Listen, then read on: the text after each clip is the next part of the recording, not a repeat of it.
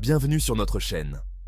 Aujourd'hui, nous plongeons dans un sujet fascinant qui touche à l'âme humaine, notre côté sombre. Chacun de nous possède des facettes cachées, des pulsions que nous réprimons, que nous redoutons parfois. Le célèbre psychologue Carl Jung a appelé cette part de nous-mêmes l'ombre. Dans cette vidéo, nous allons explorer comment comprendre et maîtriser cette ombre à travers l'histoire de Miyamoto Musashi, un samouraï légendaire qui a transformé son côté obscur en une arme puissante. L'éveil de l'ombre chez Musashi. Musashi n'était qu'un enfant lorsqu'il a senti pour la première fois ce feu intérieur. Tandis que les autres enfants jouaient et riaient, lui se sentait différent, poussé par une force invisible à se battre, à prouver sa valeur. Son père, un homme strict, l'a initié à la discipline et à la survie. Musashi a grandi en embrassant cette ombre en lui, en trouvant dans cette obscurité une source de force. Ce feu, cette agressivité, il ne les voyait pas comme des faiblesses, mais comme un moyen de se forger. Maîtriser l'ombre.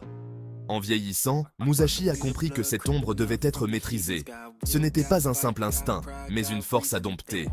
L'ambition et l'agressivité qui lui donnaient un avantage pouvaient également le détruire.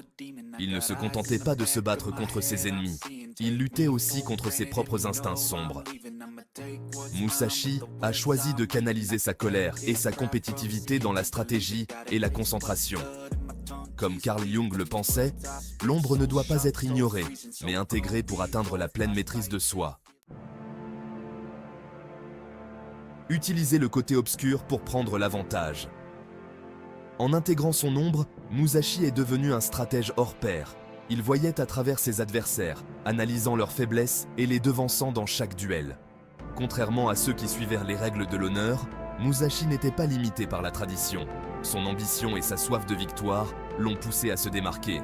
Comme Jung l'a enseigné, lorsque l'on accepte notre ombre, elle devient une source de puissance et de créativité. Le danger de laisser le côté obscur régner. Mais ce pouvoir a un prix.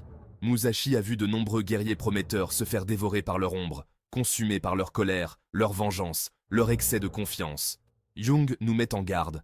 Si l'ombre prend le dessus, elle peut mener à l'autodestruction.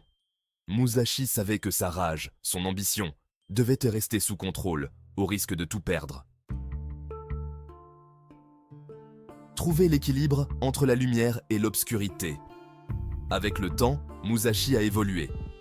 Ce n'était plus un simple guerrier, mais un artiste, un philosophe, un penseur.